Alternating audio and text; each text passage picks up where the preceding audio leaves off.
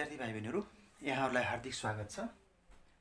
Grade 11 को physics को unit 1 मा फिजिकल क्वान्टिटीज अन्तर्गत आज मैले केही न्यूमेरिकल प्रब्लम्स लिएर उपस्थित भएको छु। सीटीबीटी को एग्रिकल्चर, भेटनरी, सिभिल इन्जिनियरिङलाई समेत यो भिडियो उपयोगी हुनेछ भन्ने मैले आशा लिएको छु। आशा छ यहाँहरुले यो भिडियो अन्त्यसम्म हेर्नुहुनेछ। Question number 1, check the correctness of the equation. The height h through which a liquid rises in a capillary tube is given by h is equal to 2t cos theta by r rho g, where t is surface tension, theta is angle of contact angle, rho is the density of liquid. विद्यार्थी भाइ बहिनीहरु, यो capillary ट्युबमा यसरी liquid rise भइरहेछ भन्ने कुरा यसमा देखाइरहेछ। हेर्नुस् है, अनि this is the theta angle of contact and this is the radius of the capillary tube r. T is the surface tension. Surface tension means actually surface tension T is equal to force per unit length. Rho is the density of the liquid. G is the acceleration due to gravity. अब यसमा हामीले correctness check गर्नको लागि LHS र RHS मा dimension हामीले के गर्नुपर्छ, इक्वल देखाउनु पर्ने हुन्छ। त्यसको लागि लेफ्ट ह्यान्ड साइड LHS मा डाइमेन्सन h को डाइमेन्सन के भयो भन्दाखेरि हजुरको l भयो। अब हामीले राइट ह्यान्ड साइडमा टेन्सन, सर्फेस टेन्सनको डाइमेन्सन कति हुन्छ भन्यो भने सर्फेस टेन्सनको डाइमेन्सन भनेको फोर्स पर युनिट लेन्थ। फोर्सको dimension f is equal to के हुन्छ, ma हुन्छ। सो फोर्सको भनेपछि kilogram metre per second square. This is the unit of force. So dimension force को dimension के भयो भन्दा m mass kg ml t minus 2 divided by length को dimension l. So l cancel out. So surface tension को dimension कति भयो भन्दाखेरि यसबाट हजुरले भन्न सक्नुहुन्छ, dimension of surface tension is equal to m t minus 2. Dimension of surface tension कति हो भन्दा हजुरको चाहिँ mt minus 2. So यसमा dimension of surface tension is equal to force per unit length बाट के भयो भन्दा हजुरको चाहिँ mt minus 2. Cos theta trigonometric function has no dimension. So cos theta has no dimension and this is radius is nothing but it is okay length को dimension equal हुन्छ। So l density को dimension हजुरलाई थाहा नै छ। density को unit के हुन्छ, rho को युनिट के हो त, rho को युनिट के हुन्छ, यसको युनिट हामीलाई थाहा छ। density unit of density is kilogram per m cube. So its dimension is l minus 3. G is the acceleration due to gravity, whose dimension is dimension of acceleration. So meter per square second.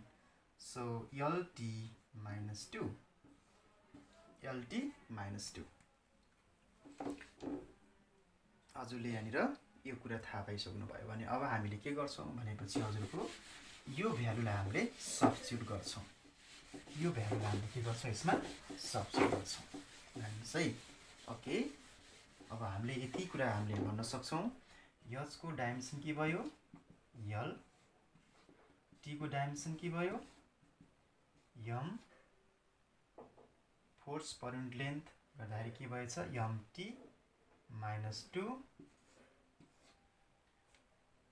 r को dimension l, rho को dimension l, rho को dimension m l minus 3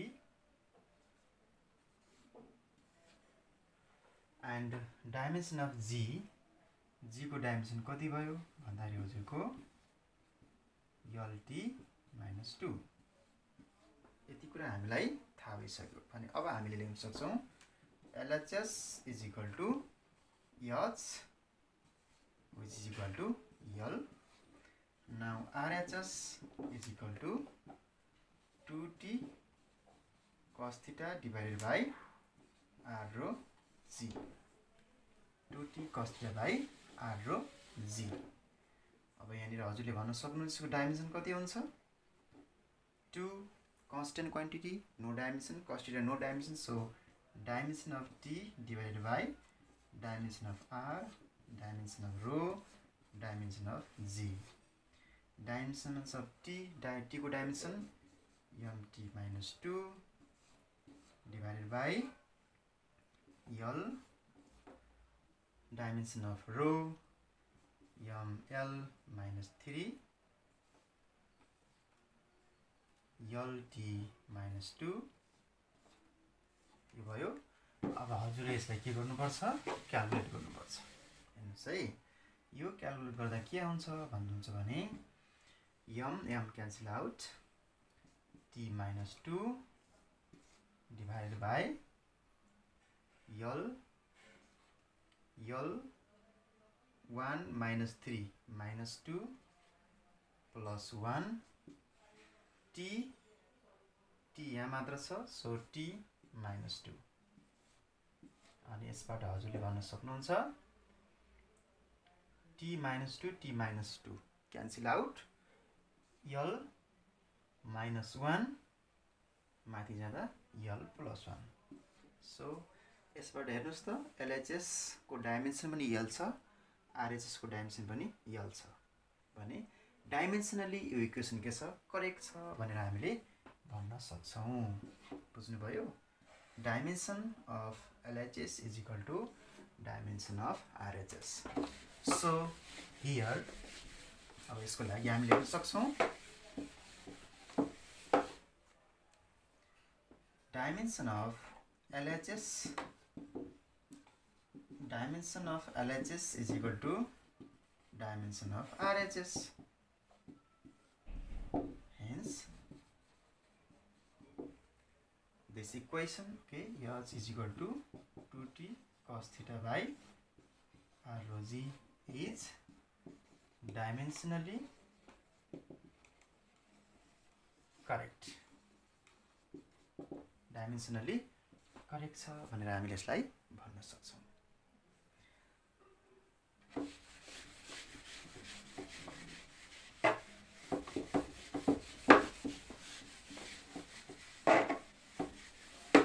त्यसैगरी question number 2 मा in the Poiseuille equation,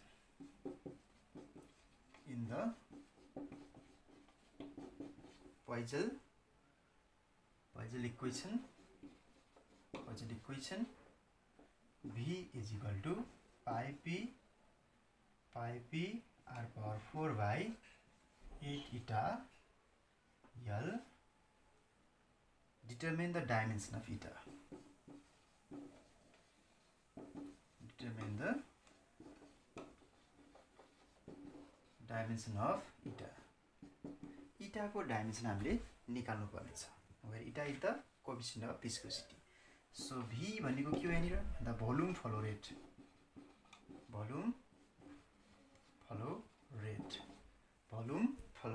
Volume per second. Actually volume per second कति volume flow भइरहेछ भन्ने कुरा देखाइरहेछ। यसमा p को value p is nothing but it's the pressure,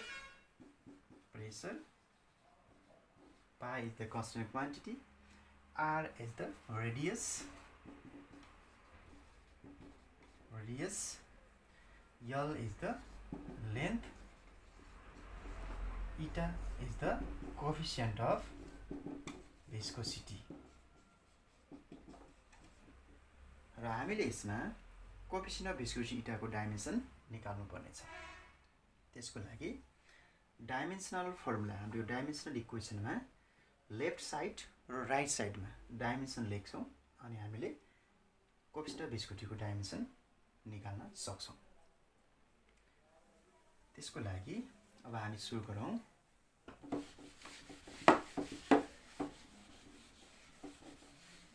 so हामीलाई इटाको डाइमेन्सन निकाल्नु भनेको छ हो। सो इटालाई हामीले सेट गर्न सक्छौँ। इटा इज इक्वल टु, यसबाट हेर्नुहोस् त के हुन्छ, eta is equal to 5p r power 4 divided by 8vl। यो क्वेसनबाट हामीले लेख्न सक्छौँ eta is equal to 5p r power 4 by 8vl। Now we have to calculate the dimension of eta.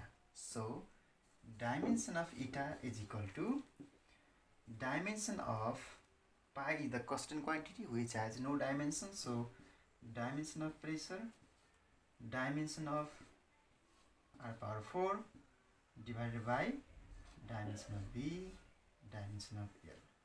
It is the constant quantity which has no dimension. So dimension of pressure. Pressure is nothing but pressure is equal to force per unit area. It means dimension of force mLT minus 2 divided by L2. It means mL minus 1 T minus 2. So what is the dimension of pressure? mL minus 1 T minus 2. Radius, dimension of length, L to the power 4 divided by volume per second. Volume per second. It means L keep T minus 1. Per second means T minus 1. So L keep T minus 1. What is the dimension of L?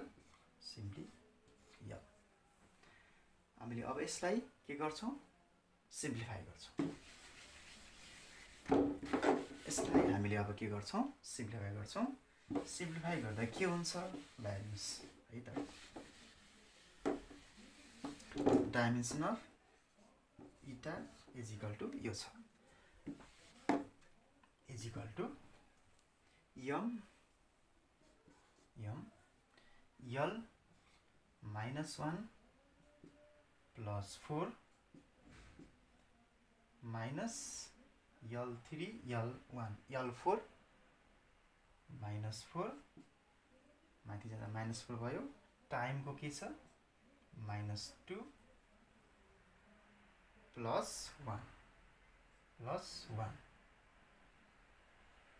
L गइसक्यो भने यति मात्र हुन्छ यसमा calculation गर्दा। अनि हेर्नुस् त यो ml plus 4 minus 1 T minus 1 ml minus 1 T minus 1. So we can write dimension of